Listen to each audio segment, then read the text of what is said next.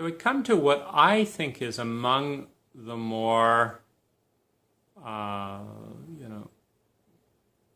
delicate and dangerous terrain of psychedelics. And I'd actually include, even though MDMA is not a full psychedelics thing, I would include it in there. But I guess I should really define it as a boundary-dissolving substance. So even alcohol can be in that. But a boundary-dissolving substance will break down the dams within the psyche that are slowing down or partitioning consciousness from moving throughout the space. Now, it's fine to say that that's a good thing, but the example I would give is Hoover Dam. Hoover Dam was created to generate electricity by creating friction, and actually, historically, one of the few government projects that actually made money and created a lot of the kind of California agriculture and things like that. It's a success story of a government project amongst the vast majority which have failed to efficiently do what they were intended to do. That's its purpose. It's doing it very well. But let's say solar power, we decide we want to restore the path of the river. We don't want to break this up anymore. We want to have free-flowing things.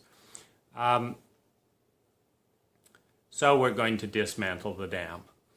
How do you want to go about it? Do you want to blow it up in an afternoon and, not only, lose all the water, create massive erosions, devastate all the, towns downstream as a tidal wave of, 100-foot water crashes down carrying lumps of concrete and trees? Do we want to do that? Or do we want to kind of slice it down the middle where we basically increase the outflow by 10%? Having looked downstream at what would be flooded. So, for example, as we're doing our helicopter tour downstream prior to beginning the dissembling project, we might say, okay, no one living here, high rocky gullies, fine. Let's just alert campers not to camp within a few feet of the river, because the river is going to suddenly go up 2 or 3 feet. And anyone in a tent there is going to be wet and washed away and all that. So let's alert the campers for this region. Then down here, they've got a dike, against that, that's 10 feet above river level. They should be fine. We'll just warn them of the day. But this village here, when the river gets to really high flowing, it sometimes overflows and floods the basement of 3,000 houses. So before unblocking the dam, you want to go downstream to that village and do a couple of things. Now, one, you might decide it's cheaper to only reduce the dam in 5% increments rather than 10% increments, so that nothing has to be done with that village. That's a coping strategy to look at the impact of undoing that boundary. Or you might decide this is the only area, and there's just 400 or 500 feet. If we were to build one concrete wall here, so notice that in preparation for reducing a dam upstream, we're building a dam downstream so that we can release a bigger dam. This is all relative to human values. I mean, who's to say we shouldn't wipe out half the population for population control? We are. We don't think it's a kind thing to do. We are the arbiter. You know, if you're happy to say the river should run free, those villagers, you know, these are, you know, they stole the land from the Indian, now the water reclaims it, I'm blowing up the dam, wipe out the, you know, the human race everywhere downstream, hurrah. Okay, you blow up the dam, you know, create the erosion, you know, the majority of this modern world will think you're a maniac, a terrorist, whatever, and all that, but who cares? You are doing what you think is a good idea. Now, since you've got half the world up in arms at your ideas and values, they may get you in a prison as fast as they possibly can so that your ideas don't wipe out the next town in a culture that cares about its people, or at least pays lip service to it. But who's to say in the objective sense? No one. We are. But this is a kind of an analogy given the fact that you're probably not taking psychedelics and stuff to find a more efficient way to wipe out the population and stuff like that. You're probably doing it to enhance your growth and well-being.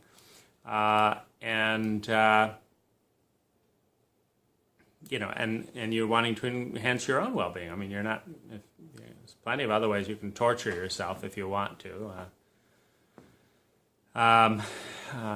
Starting by listening to the news. And so you don't really need to study a whole new technology to find new ways to suffer.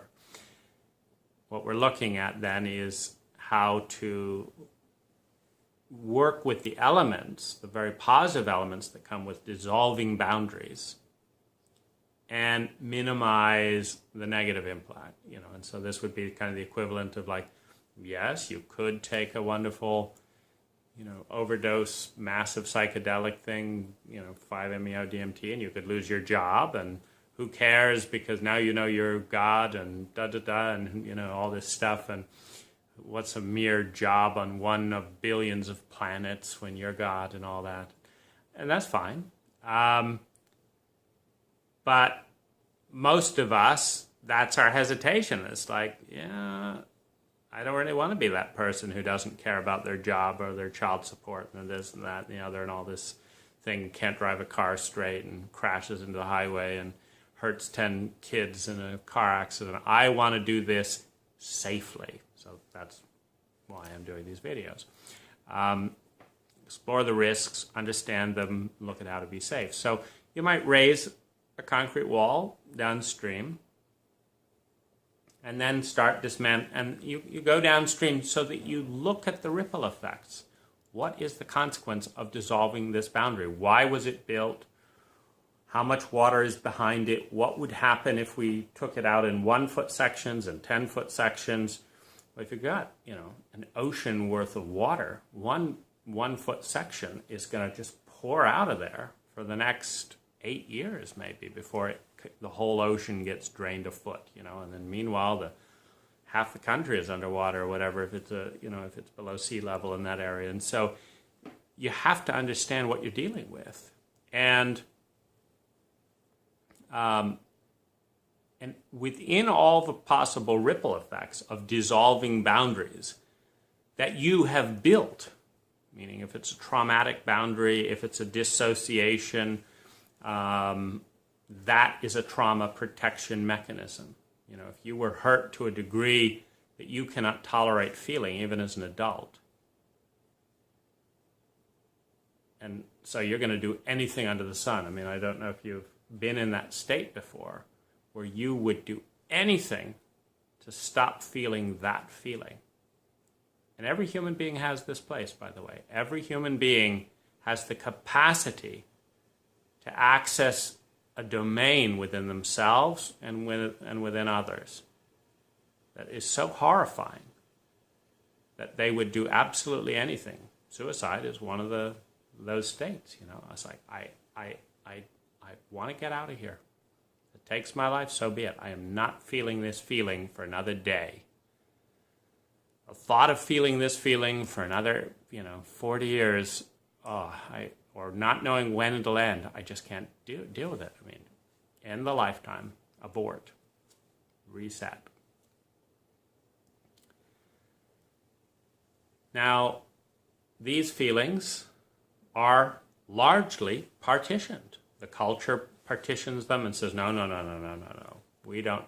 This isn't real. We're all happy. Look at this. Look at your new Nike shoes. Look at your new Nike shoes. You're happy.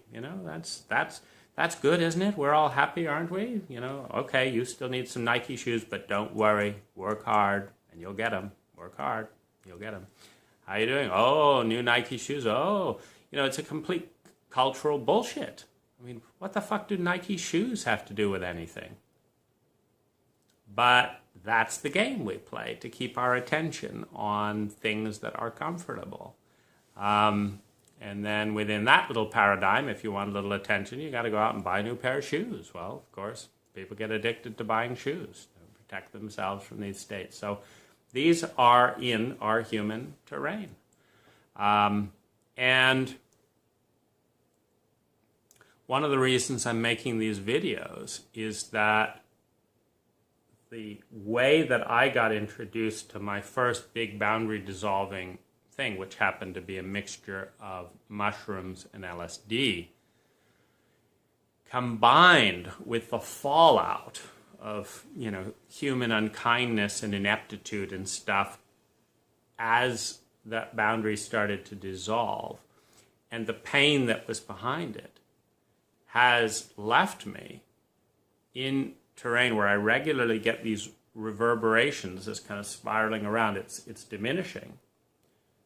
But the first wave was like 500% more loneliness, pain, grief, and terror than I have felt ever.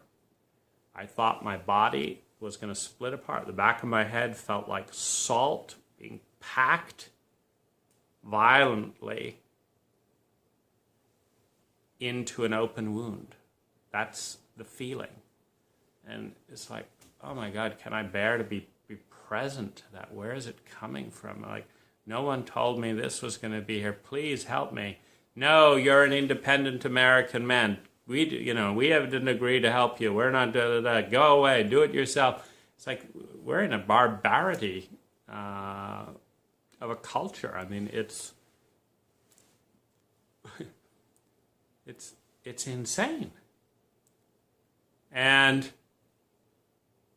what was happening was the wall was dissolving between unconscious childhood abuse and all the horrors of different things and ripple effects and all the atrocities that on some level I've seen, but on another level I've refused to feel.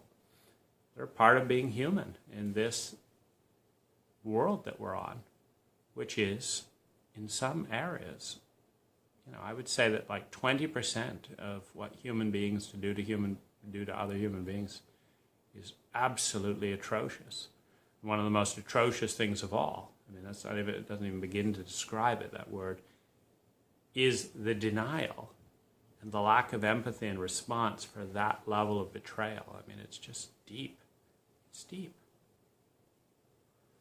Now, if you don't understand trauma, if you don't understand the language and the biology of trauma, if you do not have help and support to love and be with you on the other side, now thankfully this doesn't have to be human beings or you're really fucked. It can be a sense of divine blessing, love. It can be many, many, many consciousness. In our great hubris, we like to think of ourselves as kind of the pinnacle. And we may or may not be the pinnacle of embodied physical flesh on this planet. But we are by no means the pinnacle of consciousness. But we need help, and we need to understand what's going on. We need to understand that we're not going crazy. A boundary that's been hiding a lot of pain is now no longer hiding that pain, and we are being washed over by decades of suppressed pain at an accelerated rate. Because when you dam it all back, and then you break the dam, it goes and floods you out. My point is, more is not necessarily better. It wasn't better for the hotels that I stayed in which I was shouting at about every little noise that was reverberating through my head. It wasn't better for the cars that I nearly hit on the road. It was not better for the friends who were terrified because they would not go into this emotional terrain themselves. They would not go into this emotional terrain, nor did they like admitting the cruelty of abandoning someone in this terrain, which they did. And so this is, if you're interested in unconditional, unlimited volumes of truth on all level and exploring the shadow, then this was an ideal journey because it absolutely did that. But if you're trying to increase your well-being and you want to stay feeling relatively confident that you're sane, now dissonance, I mean, what we do basically, it's all real on some level. But what we call real is integrated. Meaning if I see a ring here and I can touch it, then what I'm seeing is integrated with what I'm feeling, with what I'm smelling, with what I'm tasting. So integration just means that an object that is real is showing up within my capacity to see, smell, hear, touch it. And by extension, for other people to do the same. And so when I say this ring, and I say it's soft, they can touch it and say, yeah, that's soft. And so they call that sane. Now there's another ring right here. But these eyes can't see it.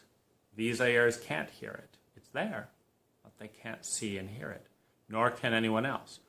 Now, if I start to see it in my imagination and confuse what I'm seeing in that dimension of imagination and this dimension, we call that insanity.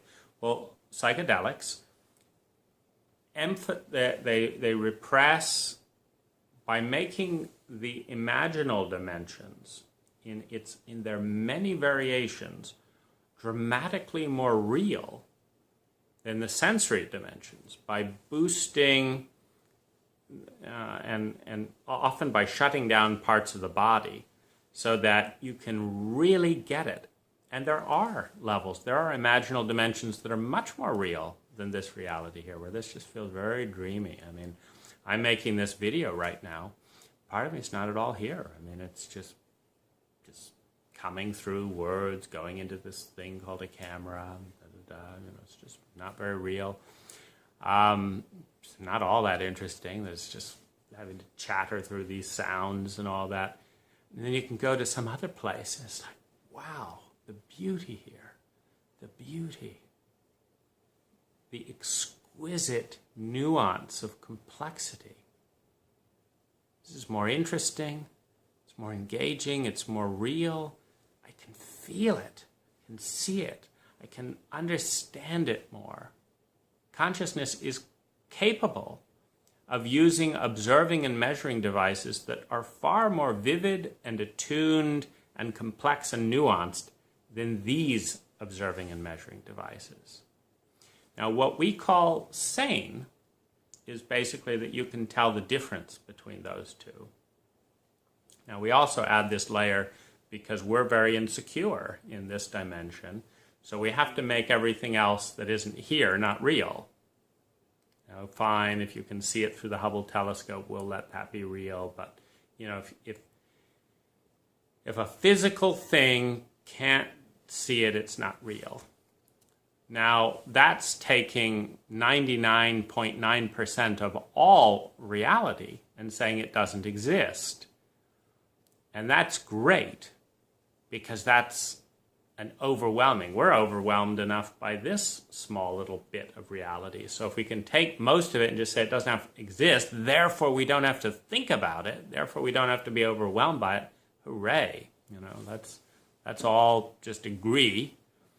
And of course there is some great value in limiting. Every artist knows that when you say, I'm only going to use pink paper, now what art am I going to create? Well, then suddenly you get all creative, you bend it, you do this. So in other words, the more you limit consciousness, the more you limit your parameters, the more creative and nuanced and intimate you get with what it is. It's the same thing with a monogamous relationship. The more you are 100% committed to showing up fully for one person, the more you can see the entire universe within that one person. Like, oh, you're like my mother here, you're like that, your eye is like the sky, you're this, is like that, I noticed like that, I've watched you over 5 years, and you're trending in this direction, and now you're doing like this, and you've got this persona. I see you when you're with that person, you're like this, when you're with this person, you're like that. And you see the whole universe in one person. Or, you have 500 people, and you see little bits of them, and you think that's them. I explored open relationship for a year very consciously and ethically with all involved. And I got to see, oh, I'm the great chef with this girlfriend. I'm the Tantra, shaman with this person. I'm the listener empath, with this person. I'm the artist, playful person with this. We do art together all the time. Art. With this person, I'm like this. I'm always talking. With this person, we just play and laugh. With this person here. And they all think, that's Dane, that's Dane, that's Dane. It's like, no. You're just seeing the me that I am with you. That's the you that makes you happy. That's the you that you reward. That's the me that you're inducing. And so you get to see that me, but you have no idea about Dane the great chef because you don't enjoy my food, so I don't cook for you. And you don't ask about it, and you're always wanting to do this, so you don't know that Dane. But this person does. They know me every Thursday as that Dane. You know me every Friday as this Dane. And I know that I'm probably 100 other Danes if I just spent enough time attuning to 100 other people. And some of them I wouldn't like at all, and so I would end those relationships. And some of them, oh, I really like this Dane. I love preparing custom recipes for this person. So a partnership with psychedelics is a partnership with a lover. You're this person on this drug. You're this person on this drug. You're this person on this drug. And you're this person on the drug of this body. Every state and every partner and every environment with that partner. So I might be this person with this person at home alone, but this other person at a party with that person. Well, so then it's which environment do you like with which partner to bring out what side of you for what purpose? It's up to you. But you get to see range. What you're exploring is range. Range equals bandwidth. The more yous that you are aware of simultaneously and in relationship with one another, the more you will have an understanding. Oh, I wonder if he's doing that for that reason. That reminds me of how I become when I'm with this person. You have more empathy. That could be a whole reason to explore the journey. The dance with the other. The dance with the other, and who we become in response to that dance. Going back to trauma, I highly recommend that you take the ACE study, Adverse Childhood Experience Questionnaire, and understand the statistical probabilities of trauma based on how many things you say yes for. Just do a little search, it's 10 minutes. If you're a high risk there and you have not learned deeply about trauma, I recommend Stephen Levine's book, Healing Trauma, available on Audible and book form. And more importantly, Bessel van der Kolk's The Body Keeps the Score. And I recommend that you establish a relationship with someone who understands trauma, number one, someone who loves you, number two.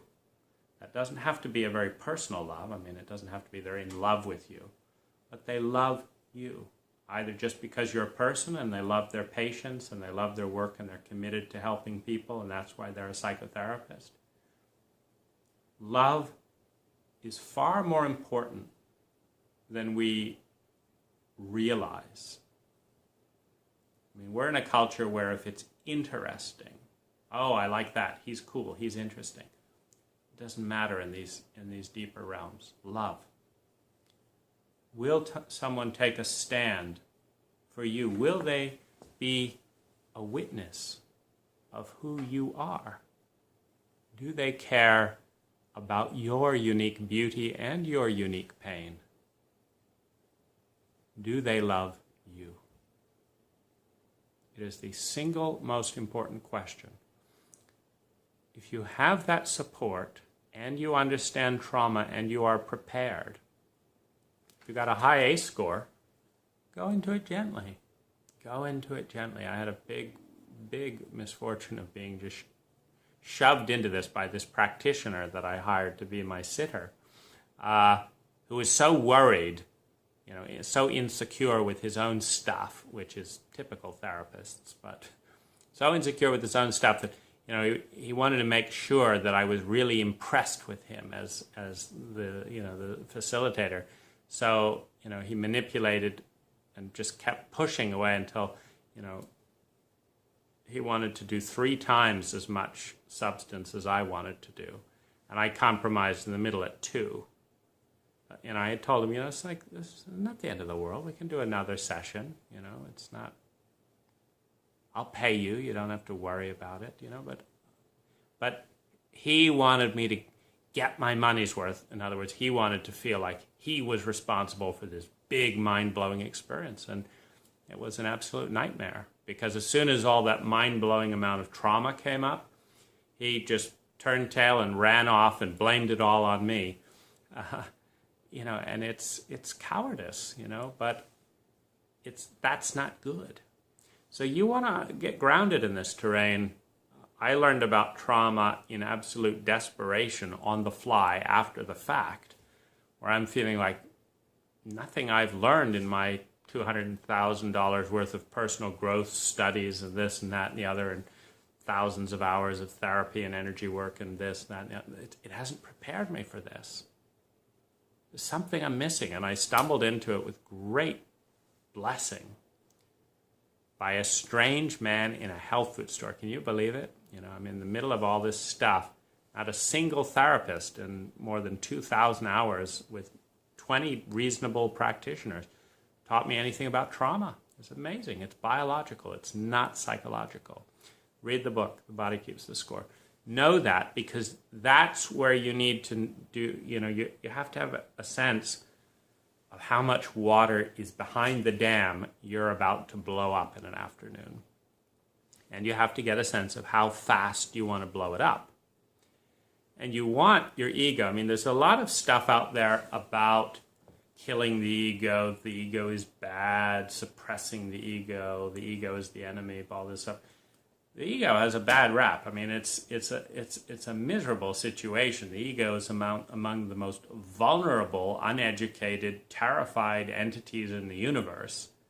And we go around trying to bash it and attack it and all that. The ego is what helps us have this experience of being individuals. It's very hard to maintain because we are connected with everything else, period. But it's overwhelming. And so to have this sense of relationship with the other, we need to limit consciousness to where we think we're only us. And therefore we can then have a relationship with you. You think you're you, I think I'm me. And the ego is making that possible. It's a great ally in building uniqueness and complexity within the fabric of consciousness within the universe. And yet it's very, very vulnerable to the illusion of loneliness, to the illusion of separation, to the illusion of shame and unlovability. It is incredibly vulnerable to that. So it needs love and help and community to overcome that weakness so that we can tolerate the pain of perceived emptiness and separation when we are in fact part of it all. We need to love that ego. We need to care for it. We need to make it feel comfortable in many ways. And the ego can be very easily overwhelmed by trauma. So be kind. Be kind. Learn. Take that dam down in comfortable lifts. You got the rest of your lifetime to try it all, to learn it all. There's no urgency to blow it all up in an afternoon, particularly when that can, just wash away jobs, relationships, and all that, because you had no idea what you're doing. You didn't regulate the dose. You didn't slow down. You didn't get the safety net. The more potent the substance, and I'm not just talking about marijuana. I'm talking about potent substances. High dose mushrooms, high dose LSD, DMT, 5-MeO DMT, and things that have the capacity to do that. And then mixes. I did MDMA and mushrooms in a high dose. And it's an incredibly potent mix. And yet it is devastating. It's a devastating feeling. It'd be kind of a little bit like having babies rain down out of the sky faster than you can catch them, and you just see them splat, splat, splat. The most beautiful energy. And yet you're not prepared. It's like one baby is enough for the first 2 years, and then another baby. It's mind-numbingly grieving to order 100 babies and have them fall out of the sky, and they all die but one that you managed to catch and hold on to. So be kind. Prepare for the energy that you're inviting to come in. Thanks for watching.